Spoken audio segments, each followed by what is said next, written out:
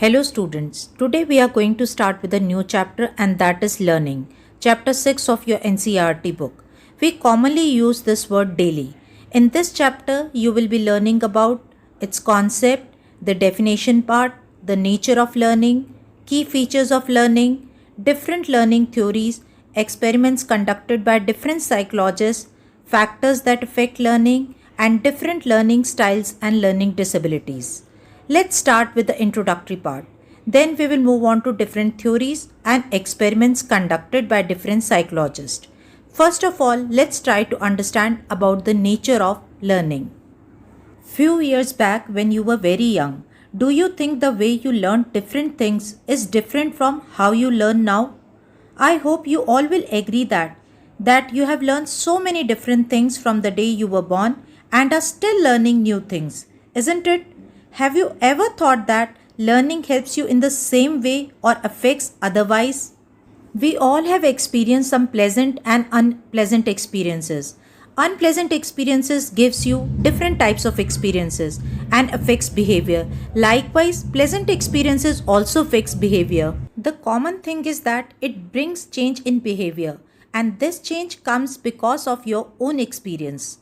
Now it is important to mention that certain changes are temporary and due to changes and reasons like effect of medicine or drugs or because of fatigue, and they are not considered as changes due to learning.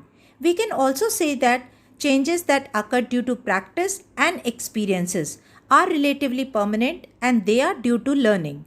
Let's now talk about the features of learning. For any learning to take place, one needs to have some kind of experience. So remember that the first feature is that learning always involves some kind of experience. Let's take an example. When you reach school and you find the gates closed and you know that you are late, you learn that next time if you are going to come late, you are again going to find gates closed. Another example can be to learn to drive a car. For that, you must sit in the driver's seat and learn to control car and learn basic skills. Until and unless you practice and experience, you cannot learn. Similarly, what is written in your psychology book and what I am talking about, you can learn only when you go through the pages of your book or read them and experience them. In the case of the video lesson, you have to listen to what I am talking about. Then only you will be able to understand it, comprehend it and apply it. So experience always remains important, rather very important if you wish to learn something. The next feature is the behavioral changes that occur due to learning are relatively permanent. There was a time when you were a small baby and you did not know how to write with a pen or a pencil. But now you have learned the art of holding pen and pencil and using it properly. You can write legibly and this behavioral change is relatively permanent.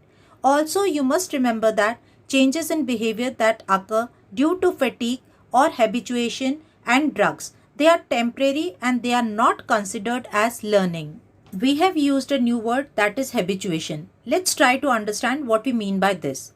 Habituation is getting used to stimulus. It is defined as the decrease in the strength of a response after repeated presentation of a stimulus that elicits the response. In this actually, slowly and slowly, a stimulus loses its strength and no longer it remains meaningful for an individual and the individual gets adjusted to it and no longer that bothers him. Example of this can be if your neighbor is having a party at its place and he is playing loud music, you will feel irritated at first, but you will also find it difficult to concentrate on your work. But after some time, you tend to ignore it and you get used to it and you can continue with your work without bothering. Similarly, sounds of crackers during Diwali days, they initially have an effect on you. Later on, you get used to it and it no longer distracts you much. These changes are due to continuous exposure of stimuli and they are not due to learning. Similarly, people who are on sedatives, drugs or alcohol, their behavior also changes because of change in physiological functions. Such changes are also temporary in nature and they disappear after some time. Also, changes resulting from growth or maturity, they cannot be considered as learning. Another feature of learning is that it involves a sequence of psychological events. In case you want to know how much a person has learned, for that you need to have a pretest where you will come to know about how much a person knows before learning. Then you can expose the content, and after that you can take a trial test where you can find out how much he has learned after the content is exposed to him. In that case, after the observable behavior, how much he has learned, from that we can conclude and draw out conclusions that the person has learned the material or not. Let's move on to our next topic, and that is paradigms of learning. Learning takes place in many different ways. Different methods are used in acquisition of responses. Some methods are used in acquisition of simple responses, while others are used in complex responses. In this chapter, we are going to learn about different types of learning. The simplest kind of learning is called conditioning, and it is basically of two types: classical conditioning and operant conditioning. Other types of learning are observational learning, cognitive learning, verbal learning, concept learning, and skill learning. These different types of learning, they represent different perspectives on the learning process. Let's first talk about classical conditioning. This theory of classical conditioning was given by Russian physiologist Ivan Pavlov, who studied digestion in dogs. While doing his experiment, he noticed that when dog was kept in harness and he was kept hungry and food was brought for it, the dog salivated on presentation of food. For that, he inserted a tube in dog's jaw in the salivary gland so that he can measure the actual amount of saliva that is secreted during the experiment. The other end of the tube was put in the measuring glass. The dog was kept hungry, and every time when food was presented, it resulted in salivation. Pavlov noted that after few trials, the dog started salivating even when he heard the footstep of assistant, the person who used to bring food for the dog. This made him think about the dog, that whether he has associated food with another stimulus like plate or approaching footsteps. And he started thinking that is it possible to associate or pair up two different stimulus to bring about a desired response? In simple words, we can define classical conditioning as learning to associate a behavior with a stimulus, or a type of learning in which a neutral stimulus comes to bring about a response after it is paired with a stimulus that naturally brings that response. To understand all this clearly, you need to understand some terms, and the key terms that are used in classical conditioning, let's take them one by one. Let's first take stimulus. Stimulus is any event or a sensation or experience that causes you to react. Stimulus can be a visual stimulus that you see and react, or it can be olfactory stimulus that you smell and react, or gustatory stimulus that you taste and react, or it can be auditory that you hear and react, or it can be kinesthetic that you feel and react. Let's take up the next keyword, and that is neutral stimulus. Neutral stimulus is a stimulus that does not evoke a response. Another term that is used is unconditioned stimulus. Unconditioned stimulus is a stimulus that is innately capable of eliciting a response. Let's talk about another term, and that is unconditioned response. Unconditioned response is innate reflex. A response that is elicited by an unconditional stimulus, it is automatic and natural. Conditioned stimulus is a stimulus that evokes a response because it has been repeatedly paired with an unconditioned stimulus. And conditioned response is a learned response that is elicited by a conditioned stimulus. Let's try to understand this with an example. Pavlov did an experiment where a hungry dog was placed in harness and a bell was sounded. Bell was a neutral stimulus, and immediately it was sounded, the food, that is meat powder, was served to the dog. For some days, every time meat powder was presented, it was preceded by the sound of the bell. Then after some days, a test trial was taken where everything remained same. But this time, after the sound of the bell, food was not presented. But Pavlov found that the dog still salivated at the sound of the bell. This association between the sound of the bell and food, it resulted in the acquisition of a new response by the dog. That is the salivation to the sound of the bell. This was due to conditioning.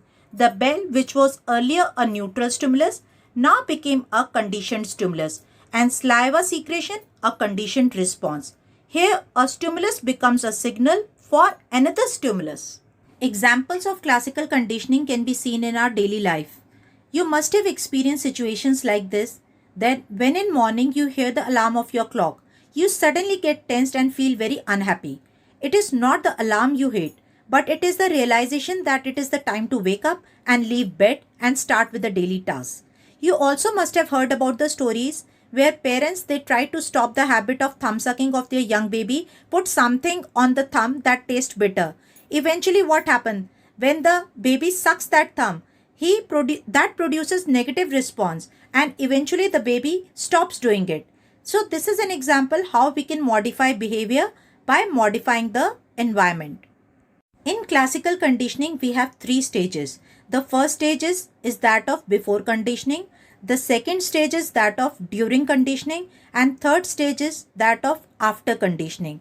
In the first stage, that is before conditioning, a neutral stimulus, here in experiments case, a sound of the bell, it produces no notable response in dog. And the second condition is that of during conditioning, where food that was presented along with the sound of the bell, they both are presented together and it produces unconditioned response, that is salivation. And after conditioning is the third stage, where conditioned stimulus only can produce conditioned response. Conditioned stimulus here is the sound of the bell and it produces the response, that is conditioned response, and it is salivation. Let's now talk about the determinants of classical conditioning.